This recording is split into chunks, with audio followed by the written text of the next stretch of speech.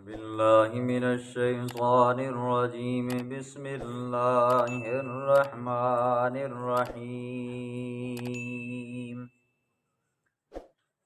بل ظننتم أن لن ينقلب الرسول والمؤمنون إلى أهليهم أبدا وزين ذلك في قلوبكم وظننتم ظن السوء وكنتم قوما بورا. ومن لم يؤمن بالله ورسوله فإنا أعتدنا للكافرين سعيرا. صدق اللہ العظیم.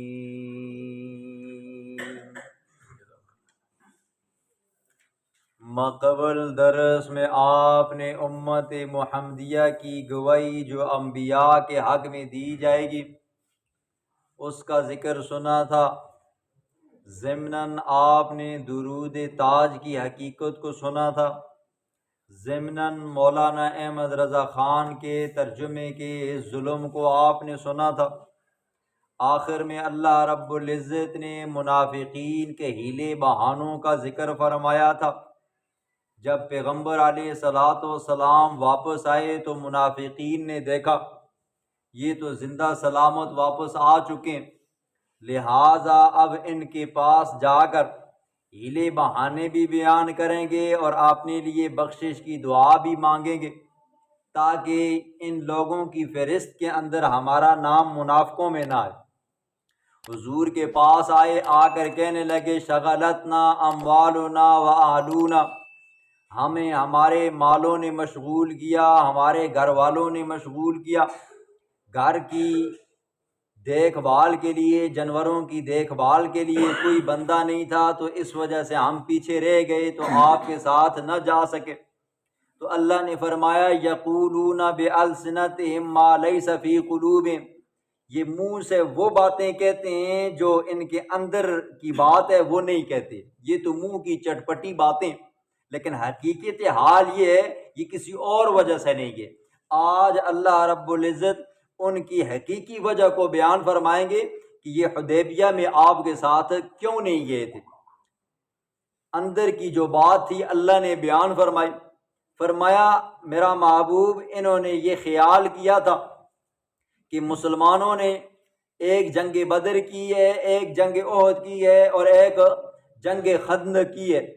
اب مشرکین ان کا خون پی لیں گے جی، ان کو کیا کر دیں گے جی، ختم کریں گے تو اپنا بدلہ لیں گے جی. تو اس ڈر کی وجہ سے یہ آپ کے ساتھ نہیں گئے. حقیقت یہ ہے جو یہ کہنا چاہتے ہیں نا جی بیوی بیمار تھی، بچہ بیمار تھا، جانوروں کو سنبھالنے والا کوئی نہیں تھا، وہ اصل بات نہیں ہے. اصل بات یہ ہے انہوں نے آپ کے بارے میں یہ گمان کیا تھا کہ آپ اور آپ کے اصحاب واپس لوٹ کر نہیں آئیں گے. اب جب آپ لوٹ کر آئے ہو تو یہ ہیلے بہانے بناتے ہیں. بل ظننتم ان لن ينقلب الرسول والمؤمنون، بلکہ تم نے خیال کیا کہ ان لن ينقلب الرسول، کہ ہرگز واپس لوٹ کر نہیں آئے گا اللہ کا رسول، والمؤمنون اور ایمان والے جو آپ کے ساتھ وہاں پر گئے، الی اہلہم اپنے گھر والوں کی طرف، ابداً کبھی بھی. کیوں؟ مشرک ان کو ختم کر ڈالیں گے. وَزُيِّنَ ذَلِكَ، مزین کی گئی ہے، خوبصورت کی گئی ہے یہ والی بات کہ ایمان والوں کا خاتمہ ہوگا، رسول اللہ صلی اللہ علیہ وسلم کا خاتمہ ہوگا. ان کے نفسوں کے اندر یہ بات پختہ ہو گئی تھی، پکی ہو گئی تھی. فی قلوبکم، تمہارے دلوں کے اندر، وظننتم ظن السوء، تم نے خیال کیا برا خیال، وکنتم قوما بورا، اور ہو تم قوم بورا، ہلاک ہونے والی. تم ایسی قوم ہو جو اپنے پیغمبر کو قتل کرنے کے اوپر درپے ہو. تم چاہتے ہو مشرکین مکہ کفار پیغمبر علیہ الصلوۃ والسلام کے اوپر حملہ کریں تاکہ ہماری جان چھوٹے. تم تو ایسی قوم. وَمَن لَّمْ يُؤْمِن بِاللَّهِ وَرَسُولِهِ، اب ان تمام وعیدوں کے بعد اگر پھر بھی تم حقیقی معنوں میں پیغمبر علیہ الصلوۃ والسلام کے اوپر ایمان نہیں لاتے ہو، جو بندہ ایمان نہیں لاتا حقیقی معنوں میں اللہ کے اوپر ورسولہ اور اس کے رسول کے اوپر، فَإِنَّا أَعْتَدْنَا، بے شک ہم نے تیار کر رکھا ہے کافروں کے لیے سعیراً، بھڑکنے والی آگ۔ ٹھیک ہے، دنیا کی آگ کے مقابلے میں جہنم کی آگ 69 گنا تیز ہے۔ دنیا کی آگ کے اندر پتھر ڈالا جائے تو وہ راکھ ہو جاتے ہیں، لوہا ڈالا جائے تو وہ بالکل بینے لگ جاتا ہے، اسی طرح ہاتھ رکھا جائے تو وہ جلا ڈالتی ہے جی۔ تو خود حساب لگاؤ، جہنم کی آگ 69 گنے تیز ہوگی تو اس کی کیا حالت اور اس کی کیا شان ہوگی۔ وَلِلَّهِ مُلْكُ السَّمَاوَاتِ وَالْأَرْضِ، بے شک وَلِلَّهِ اور اللہ ہی کے لیے ہے آسمانوں کی بادشاہت، وَالْأَرْضِ اور زمین کی بادشاہت، يَغْفِرُ لِمَن يَشَاءُ، جس کو چاہتا ہے بخشتا ہے، وَيُعَذِّبُ مَن يَشَاءُ اور جس کو چاہتا ہے عذاب دیتا ہے۔ يَغْفِرُ لِمَن يَشَاءُ، ایمان والا اگر گناہگار بھی ہوگا اللہ اس کو بخش دے گا، وَيُعَذِّبُ مَن يَشَاءُ اگر ایمان نہیں ہے، مشرک ہے، کافر ہے، تو اس کا ٹھکانہ کیا ہے جی؟ جہنم ہے۔ وَكَانَ اللَّهُ غَفُورًا رَحِيمًا اور ہے اللہ رب العزت غفوراً، بخشنے والا، رحیماً، مہربان۔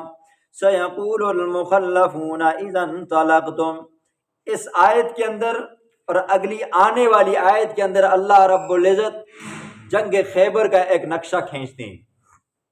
حضور علیہ الصلوۃ والسلام جب حدیبیہ سے واپس مکہ مدینہ میں آئے نا جی، تو حضور علیہ الصلوۃ والسلام کو بتایا گیا یا رسول اللہ خبر آئی ہے، افواہ آئی ہے کہ خیبر کے یہودی مدینے کے اوپر حملہ کرنے کی کوشش کر رہے ہیں، ساتھ میں قبیلہ بنو اسد بھی ہے، قبیلہ بنو غطفان، مشرکین مکہ کی یہ دو قبیلے تھے، تو یہ ساتھ مل کر مدینہ کے اوپر چڑھائی کرنا چاہتے ہیں۔ پیغمبر علیہ الصلوۃ والسلام نے اپنے صحابہ کو تیار کیا، جاؤ جا کر پتہ تو کرو کیا یہ خبر سچی ہے یا جھوٹی ہے، اگر سچی ہے تو پھر اس کے مطابق ہم قدم اٹھائیں، اگر جھوٹی ہے تو اس کا سد باب کریں۔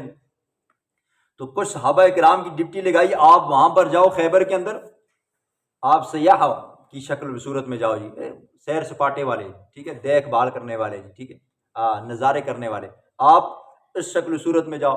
کسی کو کہا آپ مسافر بن کر جاؤ جی، راہ گزر بن کر، غریب غربا بن کر جاؤ۔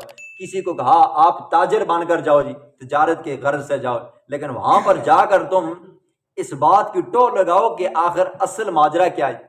جب کچھ صحابہ کرام وہاں پر گئے، انہوں نے حالات کا جائزہ لیا، واپس آ کر حضور صلی اللہ علیہ وسلم کو رپورٹ دی، یا رسول اللہ یہ افواہ نہیں ہے بلکہ کیا جی سچی خبر ہے، یہودی مدینے کے اوپر چڑھائی کرنے کی کوشش کرنے لگے ہیں، اب یہ پتہ نہیں ہے کہ حملہ وہ کس وقت کریں گے۔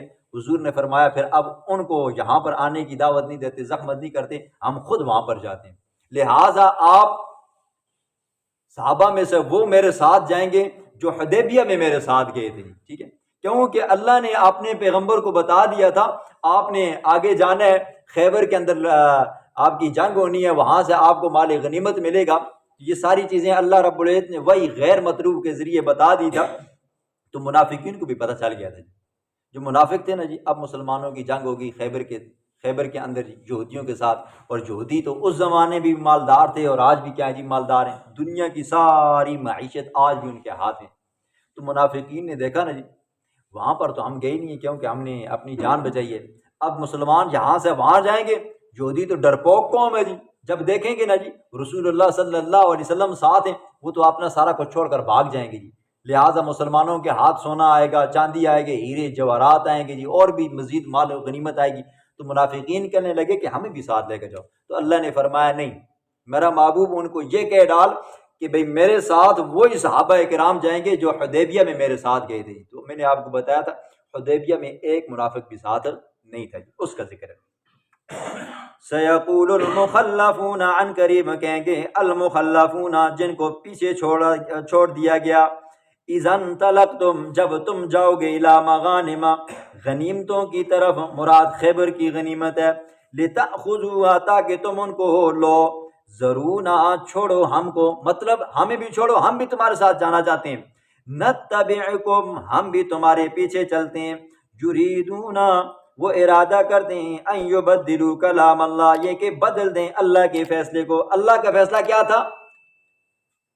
حدیبیہ کے اندر جو صحابہ کرام شریک تھے وہی جائیں گے، باقی نہیں جائیں گے جی، ٹھیک ہے؟ کیوں؟ منافق تھے جی۔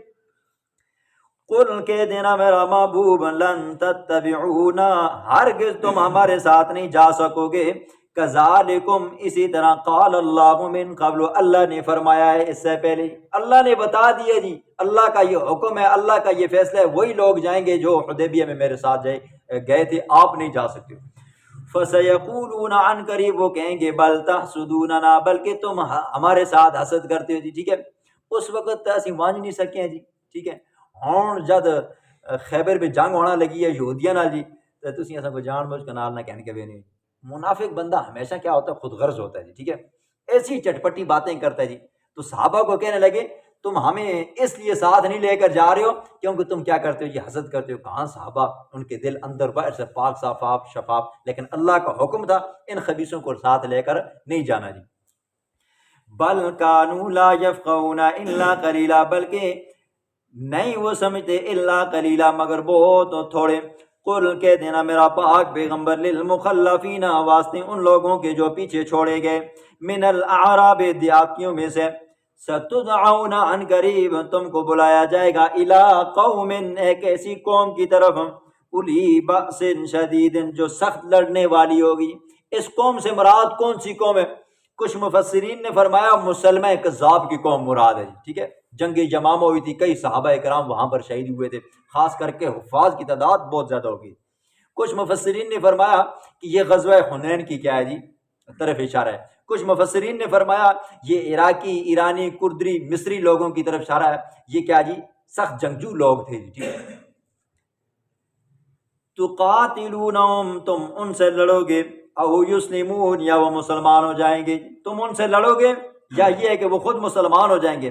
فَإِن تُطِيعُوا يُؤْتِكُمُ اللَّهُ أَجْرًا حَسَنًا، پس اگر تم نے اطاعت کی، يُؤْتِكُمُ اللَّهُ، اللہ تم کو دے گا، اجرًا حسنا، بہترین اجر، ٹھیک ہے؟ جس طرح تم نے حدیبیہ کے اندر کارنامہ سر انجام دیا نا، یہ والا نہیں، اگر تم نے حقیقی معنوں میں صحابہ کی طرح جنگ کی، اندر دل کے اندر ایمان رکھ کر جنگ کی نا، تو پھر اللہ تمہیں کیا دے گا جی؟ اجرن حسنا۔ وَإِن تَتَوَلَّوْا، اور اگر تم نے اس وقت بھی روگردانی کی جس طرح حدیبیہ میں کی، كَمَا تَوَلَّيْتُم مِّن قَبْلُ، جیسے کہ تم نے کی ہے اس سے پہلے، يُعَذِّبُكُمْ، عذاب دے گا تم کو، عذاباً علیما، دردناک عذاب، جہنم تمہارے لیے مقدر بن جائے گی۔